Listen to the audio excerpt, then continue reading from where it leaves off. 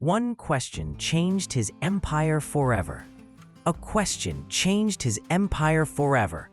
Khalid Al-Mansour didn't know it yet, but in exactly 37 minutes, a 9-year-old girl with a worn folder would ask him that question. And nothing would ever be the same. The air conditioning hummed softly on the 85th floor of the Al-Rashid Tower building, Dubai's most imposing skyscraper. Behind a desk of African ebony valued at $500,000, Khalid Al-Mansour reviewed contracts that would move millions before noon. At 42 years old, he was known in the business world as the Sultan, not by royal inheritance, but for the empire he had built with his own hands.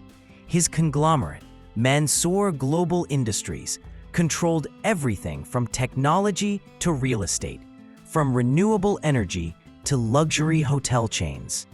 Forbes ranked him among the 50 richest men in the world. His firm was worth $47 billion, and he had achieved it without inheriting a single dirham. But success had come at a price. Khalid was known for three things: his strategic brilliance, his obsessive punctuality, and his absolute coldness. In 15 years of his career, no one had seen him smile genuinely. His negotiations were legendary. Experienced businessmen left his office trembling, having accepted terms they swore to reject. Mr. Al-Mansour, the voice of his executive assistant, Layla Hassan, interrupted through the intercom. "Your 10 o'clock meeting is here. The cleaning delegation from Elite Services." Khalid frowned. He looked at his Patek Philippe, a watch that cost more than an average house. "Delegation? I hired Elite Services to renew the building's cleaning contract. The general manager should come, no one else." "Yes, sir. It's unusual. Should I let them in or send them back?" Khalid sighed. Another attempt by someone to impress him by bringing an unnecessary entourage. He detested wasting time. "Give them 5 minutes, not one more." When the oak doors of the conference room opened, Khalid didn't look up immediately. He was marking clauses in red on the preliminary contract. Elite Services was a small but efficient company. They had been cleaning Mansour Global's corporate offices for 3 years. The renewal contract was routine, almost insultingly simple to require his personal attention. But his CFO insisted that he personally sign all contracts, even the minor ones. Total control was Khalid's mantra. He finally looked up and froze. Instead of Elite Services' corpulent general manager, Abdul Hamza, there was a girl of approximately 9 or 10 years old. She wore a pale pink hijab that contrasted with her small navy blue tunic, obviously too big for her. The sleeves almost completely covered her hands. In her thin arms, she carried a worn brown folder that seemed to weigh as much as she did. Her eyes, enormous and dark brown, observed the boardroom as if she were entering a fairy tale palace. Behind her, Layla looked completely bewildered. The silence was absolute for 3 full seconds. "What does this mean?" Khalid's voice cut through the air like a whip. The girl took a small step forward. Her shoes, worn sandals that had seen better days, squeaked against the polished marble. "Good morning, sir," she said in a voice that barely trembled, but maintained surprising dignity. "My name is Aisha Hamza. My mom is sick. I came in her place." If anyone had dropped a pin at that moment, it would have sounded like thunder. Khalid Al-Mansour, the man who had negotiated with oil sheikhs, who had made Fortune 500 CEOs cry, who never showed emotion, remained completely still. "Your mom?" he repeated, as if the words were in a foreign language. "Yes, sir." Aisha took another small step, approaching the conference table that was probably longer than her entire apartment. My mom is Fatima Hamza. She was going to come today to talk about the cleaning contract, but last night she got very sick. She had a very high fever. She couldn't get out of bed. The folder in her arms tilted dangerously. Aisha adjusted it quickly. My dad had to take her to the hospital early this morning. I heard when Mom was crying because she had this meeting with you, and it was very important. Elite Services is our family business, sir. If we lose this contract, we won't be able to pay for Mom's treatment or next month's rent. Layla, from the doorway, brought a hand to her mouth. Khalid opened his mouth, closed it, opened it again. In 15 years of his career, no one had left him speechless. "You are 10 years old," he finally said, and the statement sounded ridiculous even to him. "9, sir," Aisha corrected seriously. "But I'm the oldest of 4 siblings. I help Mom with the company after school. I know all the numbers. I brought the reports." With careful movements, she placed the worn folder on the Italian crystal conference table, valued at $80,000. The folder left a small dust mark. Khalid stared at it, then looked at the girl. Their eyes met, and then he did something that no one at Mansour Global Industries had ever seen. He smiled. "Sit down," said Khalid, and his voice had lost that steel edge. Aisha looked at the leather executive chair. It was almost as tall as she was. "Layla," Khalid called to his assistant, "bring a smaller chair. And a glass of juice. Do you like mango juice, Aisha?" "Yes, sir," the girl stammered, clearly surprised. While they waited, Khalid walked slowly around the table. He stopped in front of the floor-to-ceiling windows that offered a 360-degree view of Dubai. The Burj Khalifa shining in the distance, the Persian Gulf sparkling like liquid diamonds. "Tell me something, Aisha," he said without turning around. "Why did you come? Your father could have come, or you could have called to reschedule." There was a silence. When Aisha spoke, her voice was barely a whisper. "Dad is with Mom at the hospital. My siblings are very small. They're 6, 4, and 2 years old. There was no one else." She paused. "And Mom always says that keeping your word is the most important thing in business. She promised to be here at 10 o'clock, so someone had to come." Khalid turned slowly. "Your mother sent you?" "No, sir." Aisha shook her head. "She doesn't know I'm here. I heard the address when she was talking on the phone yesterday.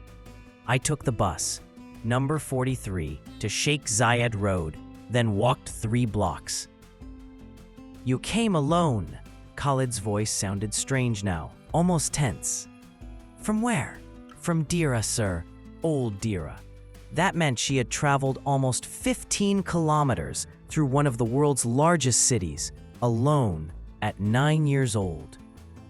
Layla returned with an adjustable chair and a glass of fresh mango juice. Aisha sat on the edge, with her feet dangling above the floor. She took the juice with both hands, like a treasure. "Thank you," she whispered. Khalid returned to his chair. For the first time in years, he didn't know what to do. Then, he asked it. The question that would change his empire, his life, his legacy. "Aisha, tell me something honestly. If I canceled this contract right now, what would happen to your family?" The girl looked at him with those enormous dark eyes. For a moment, it seemed she was going to cry, but she blinked quickly and maintained her composure in a way that would have impressed executives 3 times her age. "Mom has diabetes, sir." Aisha began with a voice that became firmer with each word. "But not normal diabetes. It's the complicated kind, the one that needs special medicine every month. Each bottle costs 1,200 dirhams." Khalid did quick mental calculations. That was approximately $325 per month, just for one medication. "Elite Services is small, sir. We only have 3 contracts. Yours is the largest. worth 15,000 dirhams a month. Without it, she swallowed. Dad would have to go back to working in construction. He hurt his back 2 years ago, but if there's no option, he has to do it. And I. You what? Khalid leaned forward. I would have to leave school, sir, to take care of my siblings while mom and dad work.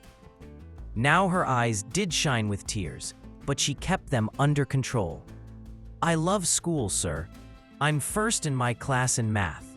My teacher says I could go to university someday, as the first generation in my family. But family comes first, Khalid finished. Always, sir, Aisha nodded. The silence that followed was different, not uncomfortable, but revealing. Khalid opened the worn folder. Inside were handwritten reports in perfect calligraphy, efficiency numbers, supply lists, cleaning schedules, client testimonials, everything meticulously organized, though on cheap paper. Your mother did this? I helped her, sir. I made the schedule tables and calculated the efficiency percentages. I learned to use Excel at school, but we don't have a computer at home, so I did it on paper first. Khalid turned the pages slowly. The numbers were precise, professional. The level of detail rivaled companies 10 times larger. These reports are excellent, Aisha. Really? Her eyes lit up for the first time. Really?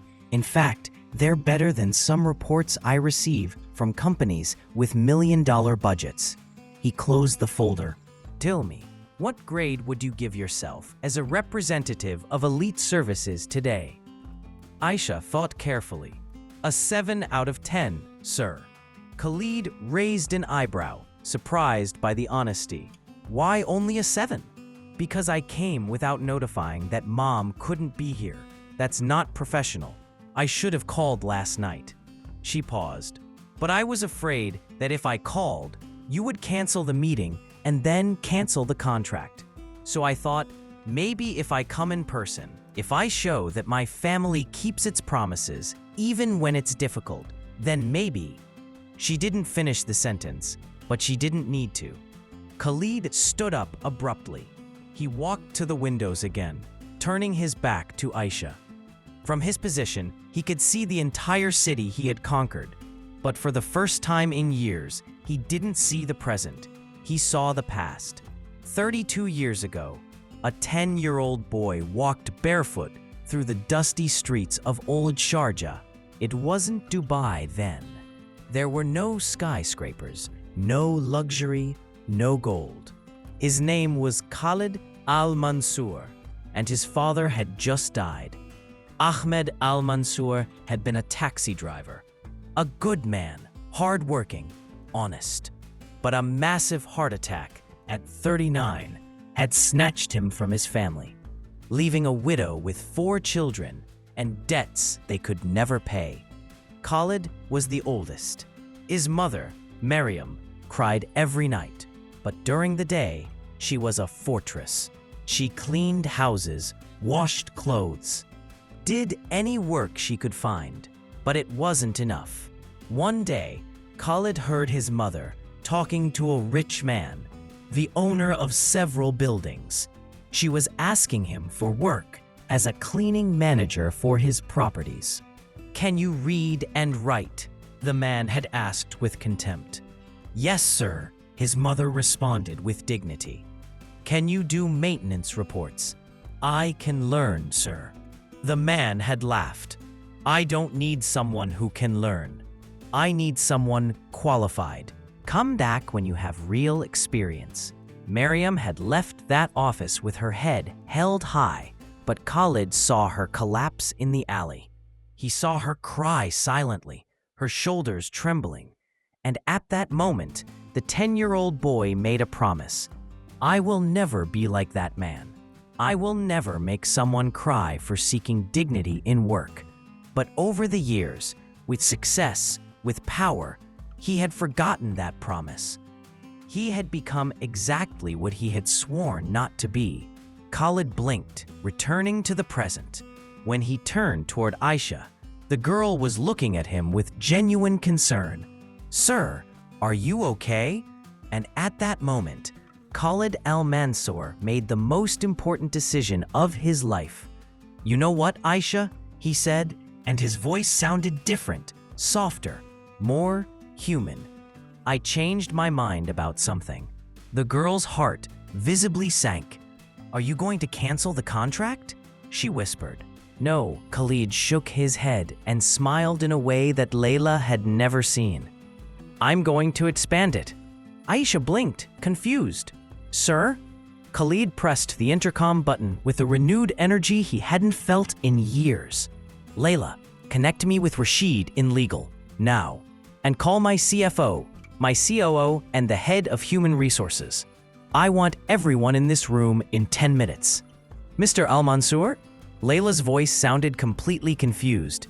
"For the elite services contract? That's a bit..." "Now, Layla." But his tone wasn't harsh. It was determined. He hung up and sat in front of Aisha, leaning forward with an intensity the girl had never seen in any adult. "What is Elite Services' current contract with Mansour Global?" 15,000 dirhams monthly, sir. Cleaning of corporate floors, 15 to 20. 5 days a week, night shifts. "Correct. Now listen very carefully to my new proposal." Khalid clasped his hands. "First point, we expand the contract to include all floors of the Al-Rashid Tower building, from 1 to 85. That means more staff, more hours, more responsibility. Are you following me?" Aisha's eyes widened like saucers. She nodded slowly. "Second point, the contract goes from monthly to annual, with automatic renewal for 5 years, with a clause for a 10% annual increase." "Sir, I can't," Aisha began to stammer.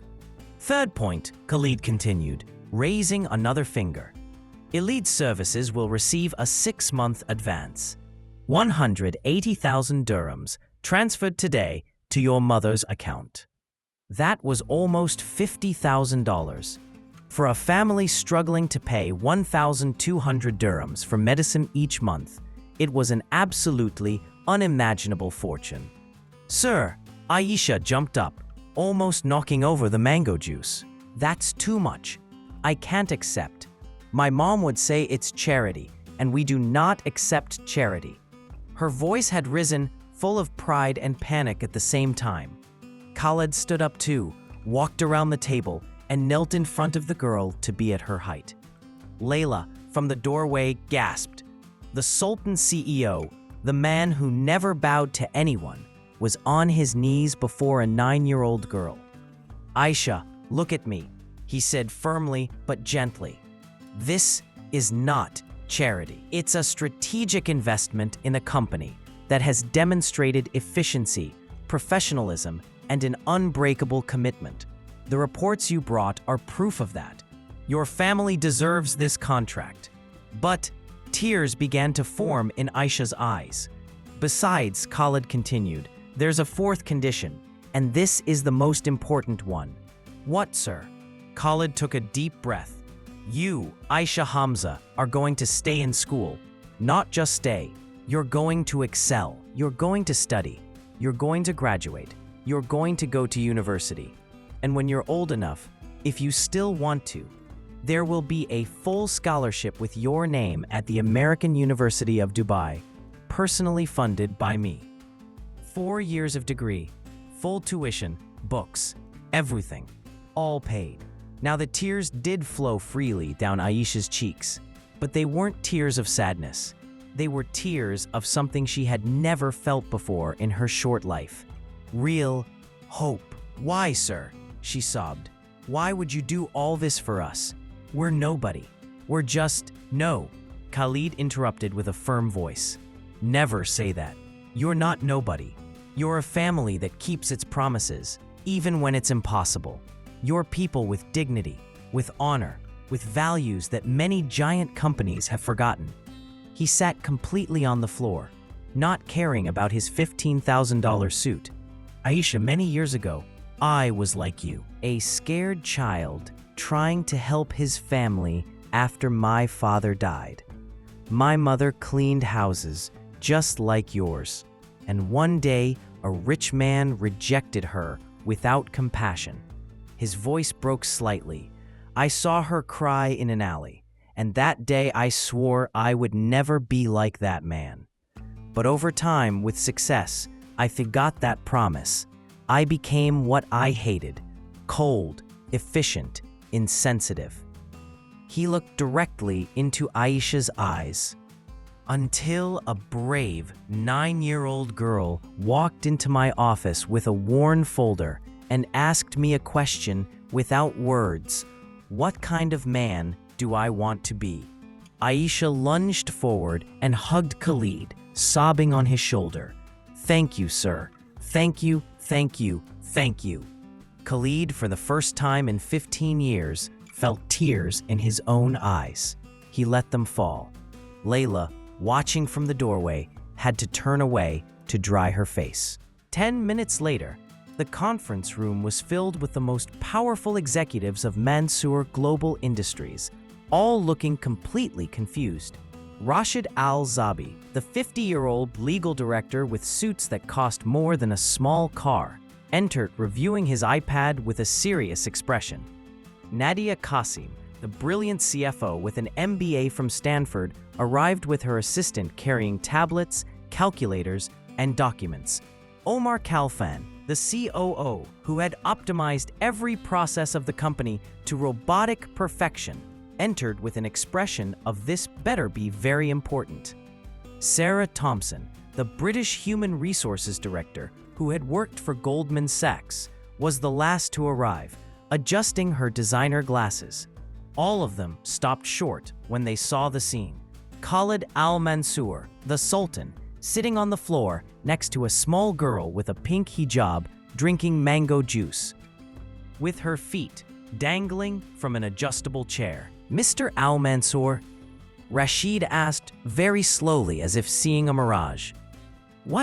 What's happening here?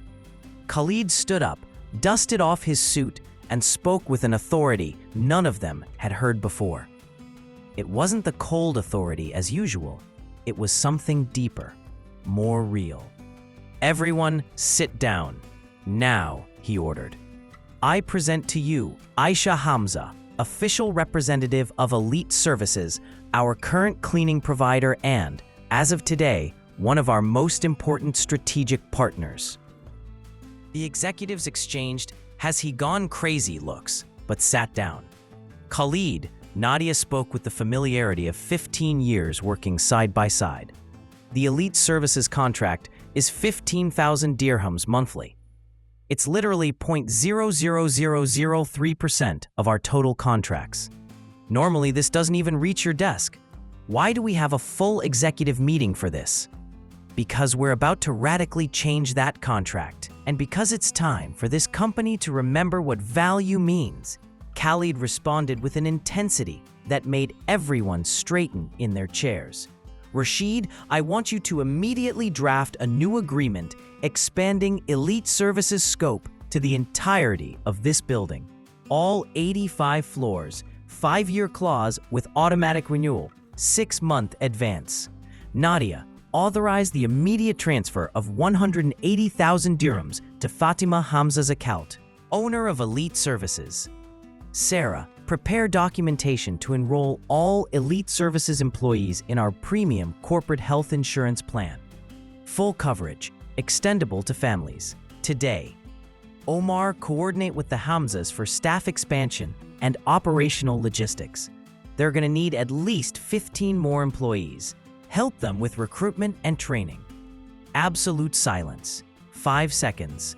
10 seconds. Then Omar exploded. Khalid, wait.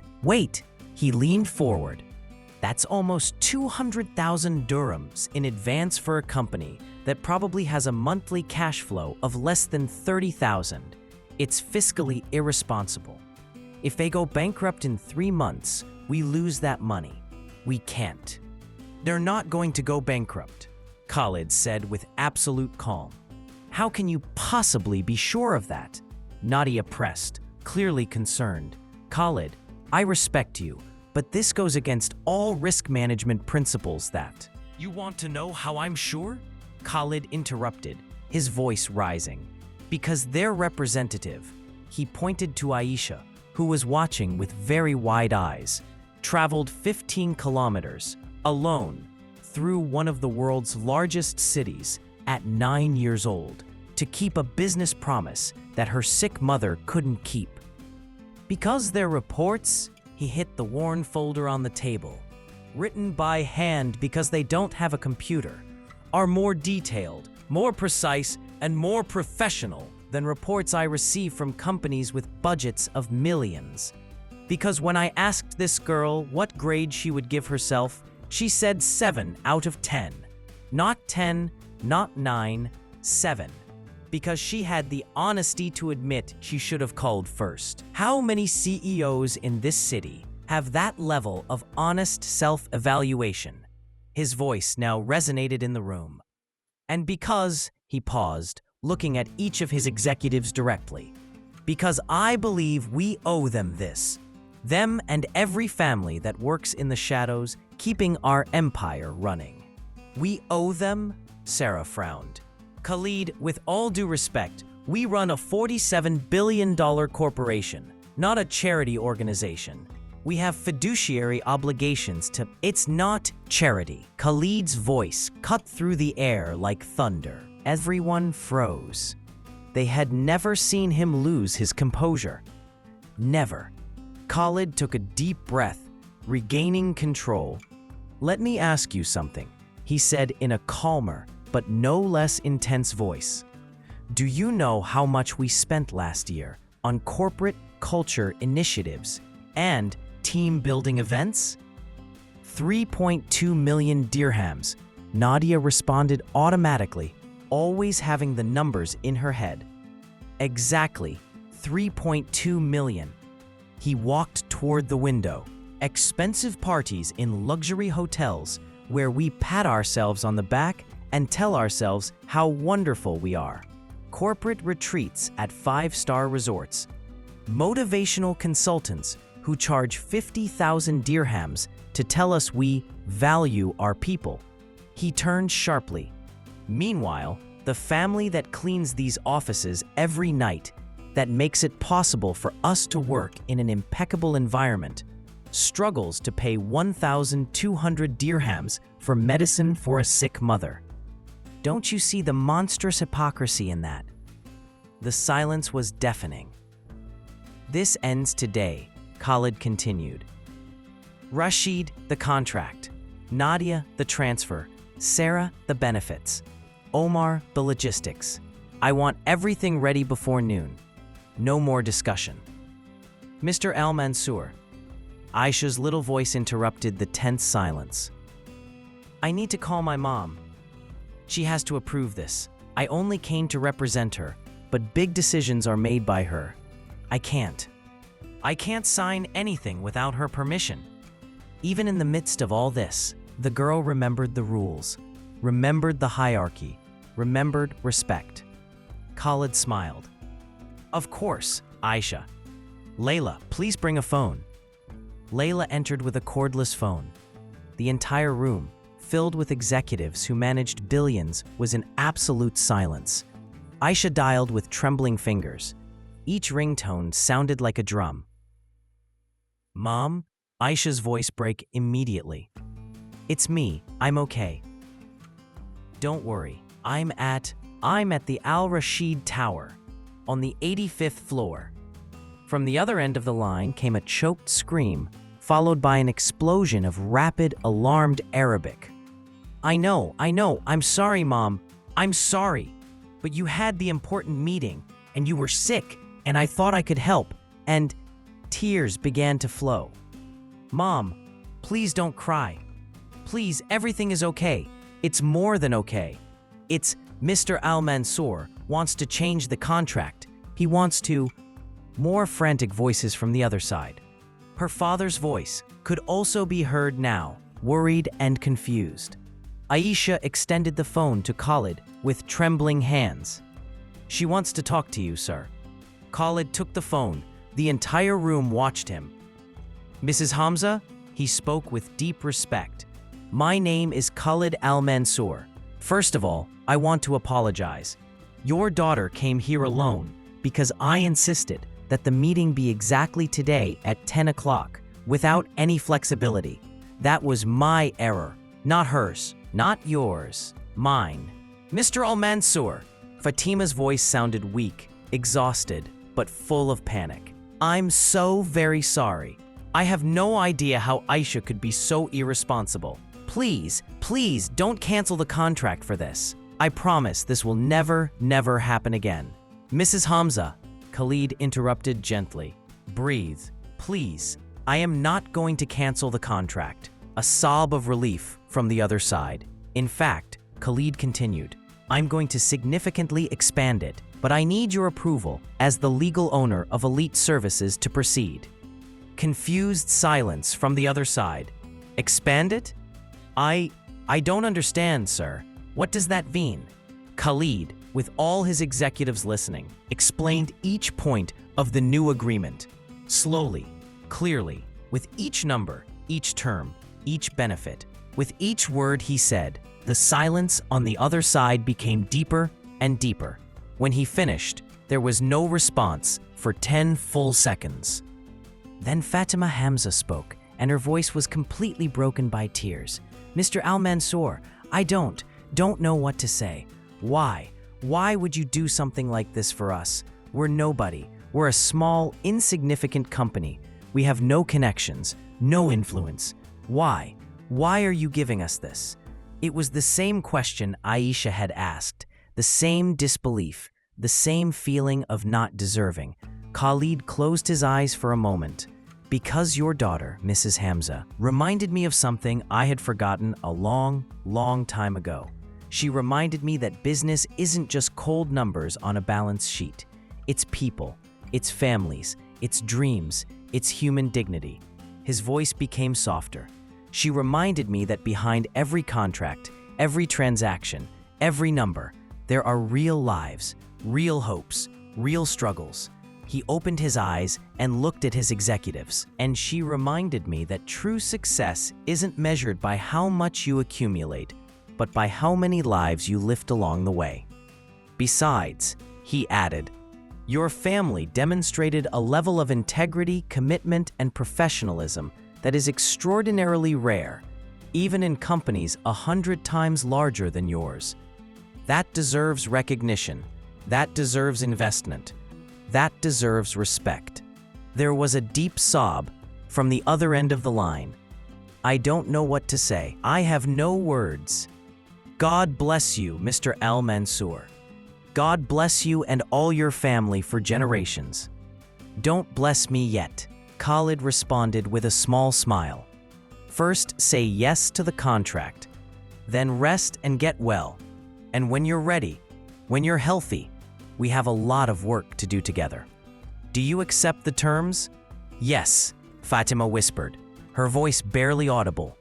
"Yes, 1,000 times yes. Thank you. Thank you." Khalid returned the phone to Aisha, who immediately began speaking rapidly with her mother in Arabic, mixing laughter and crying, switching between panic, relief, and indescribable joy. When she finally hung up, the entire room of executives was still silent. No one moved. Then Nadia Qasim, the CFO, who had questioned every number for 15 years, who had never made a decision based on emotion, spoke very softly.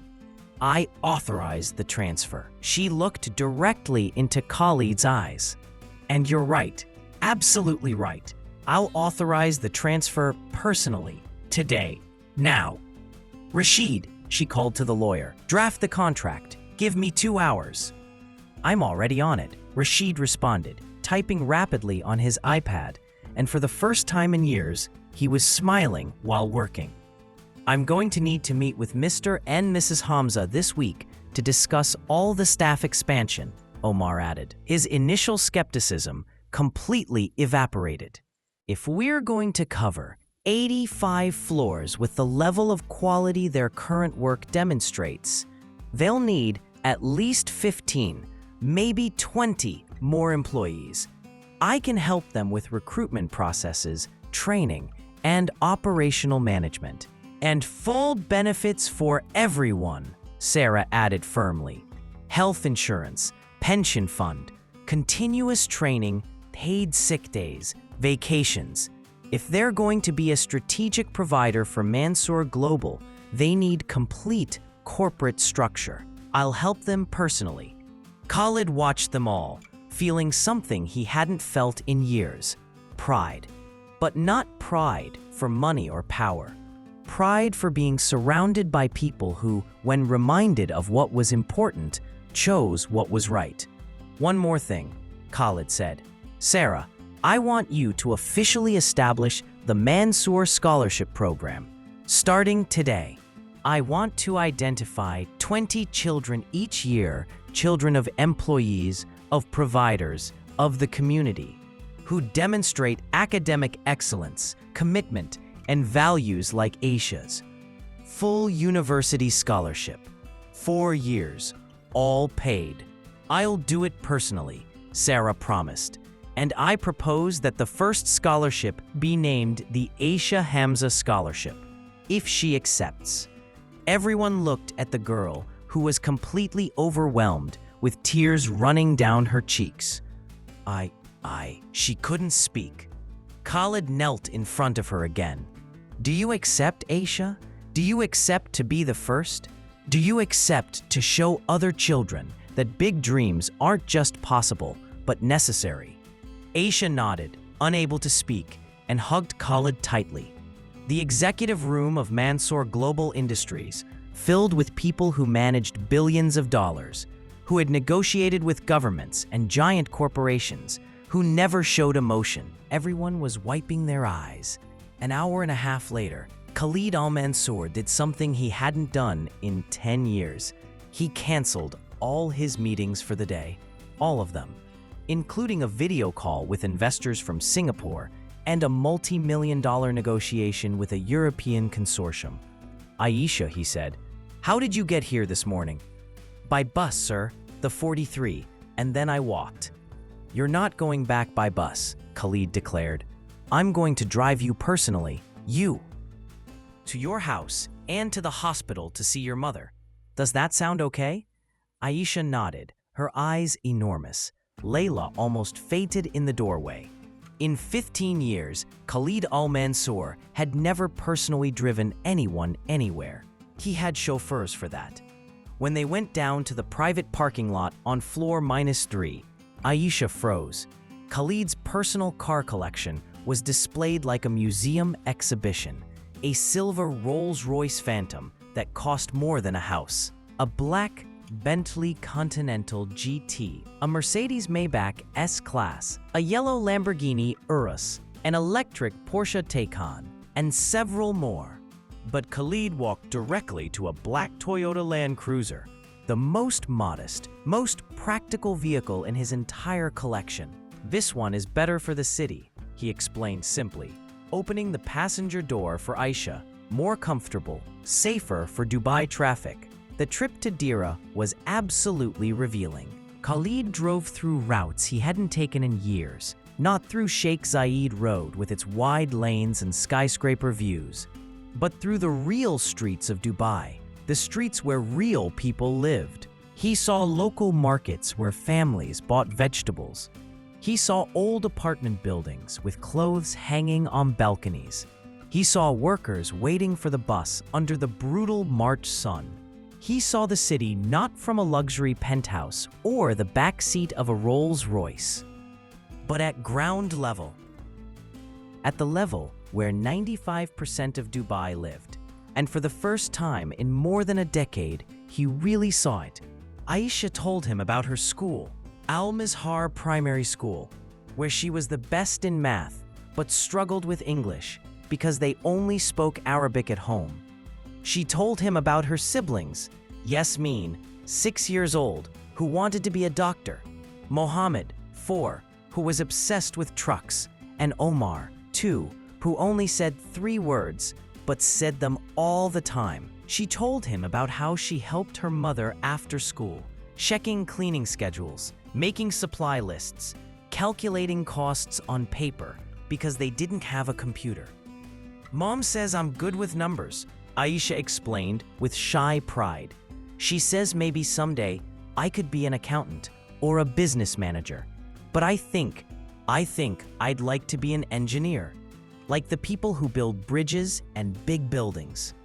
Why an engineer? Khalid asked. Because engineers build things that help many people at the same time, Aisha responded thoughtfully. A bridge helps thousands of people every day. A building gives home to many families. That's important. More important than just helping one person at a time. Khalid smiled. You know what, Aisha?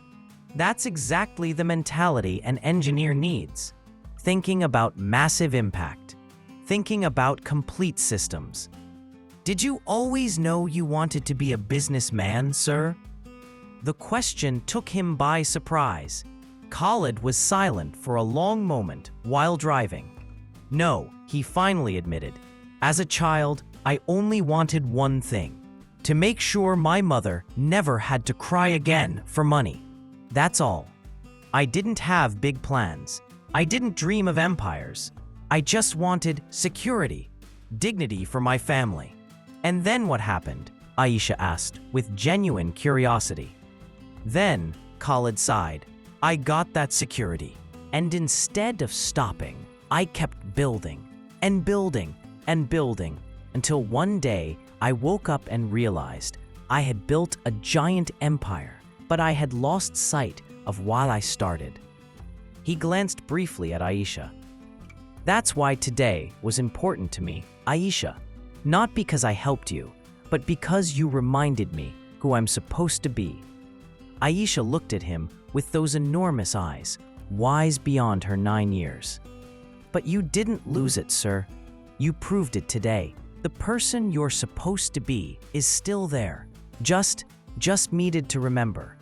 Khalid had to blink several times to clear his vision. Rashid Hospital was in old Dubai, a 5-story concrete building that had definitely seen better days. The paint was peeling on some walls. The parking lot was full of old cars. When Khalid Al-Mansour entered with his $15,000 suit, his handmade Italian leather shoes, and his $500,000 Patek Philippe watch, it was as if an alien had landed. The nurses looked at him with eyes wide open. Patients in the waiting room murmured. 2 security guards exchanged, "Is that who I think it is?" looks. Aisha guided him through hallways that smelled of disinfectant and despair.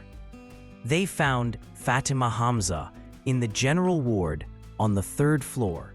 Not a private room, but a large room with 12 beds separated only by thin curtains.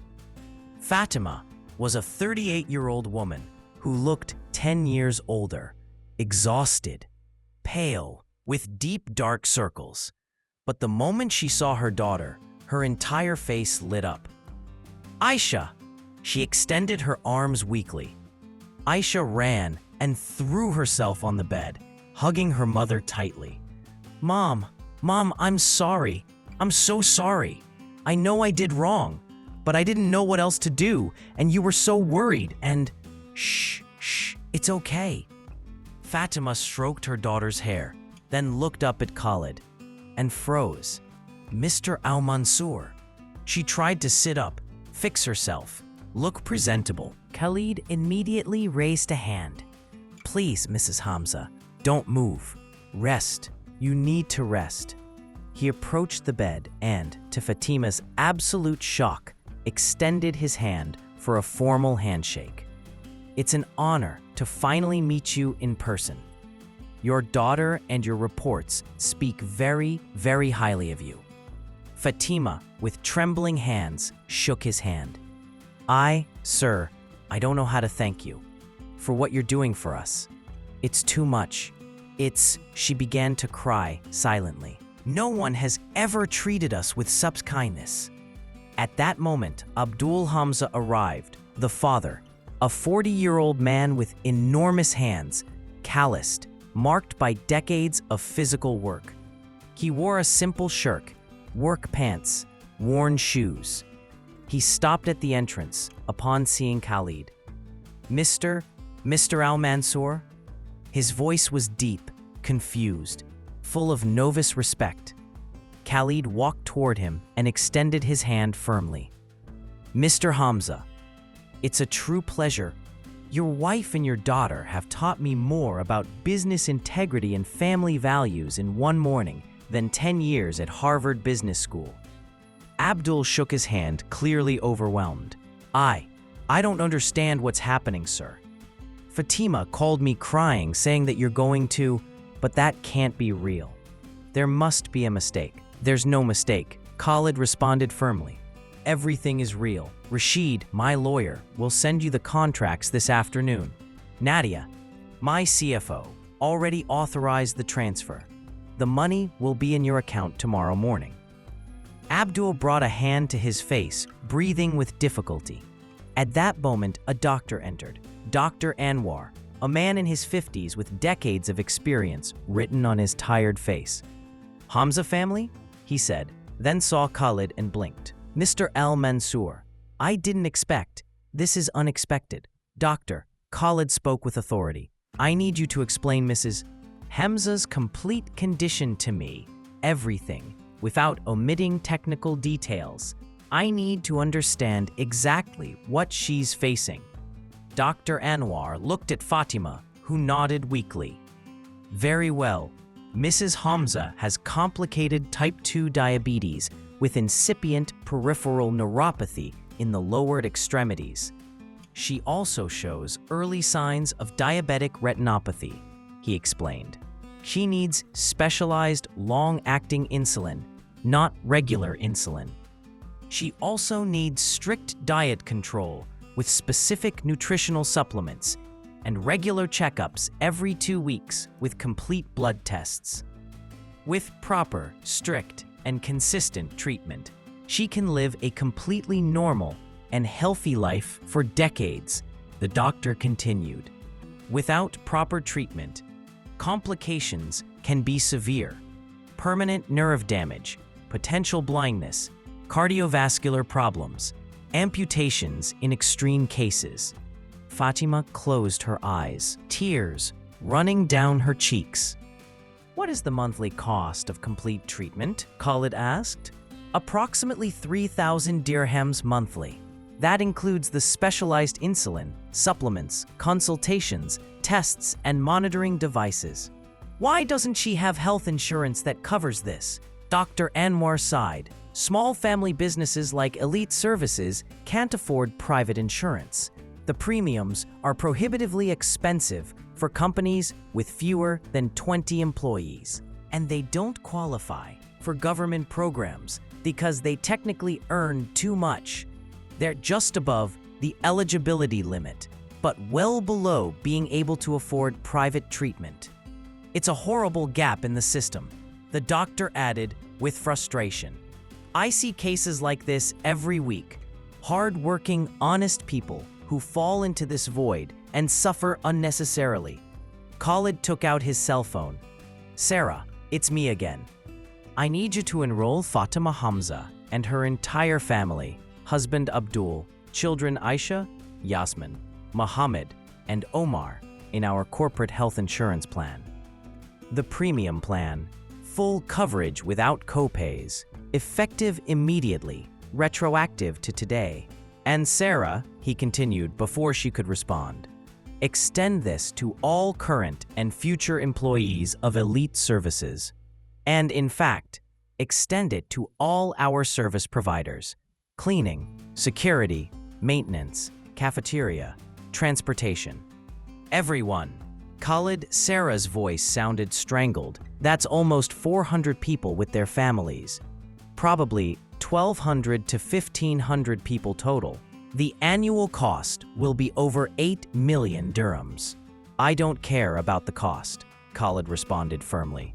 It's the right thing to do, and compared to the 3.2 million we spend on parties and useless consultants, it's the best investment we'll make this year.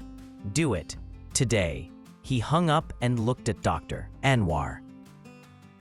Mrs. Hamza's treatment is now covered by Mansour Global Industries corporate insurance. Full coverage, no limits, no copays. Please proceed with the best treatment available. The best. Don't skimp on anything. Dr. Anwar blinked several times. Corporate insurance? But she doesn't work for Mansour Global. Now she does, Khalid interrupted.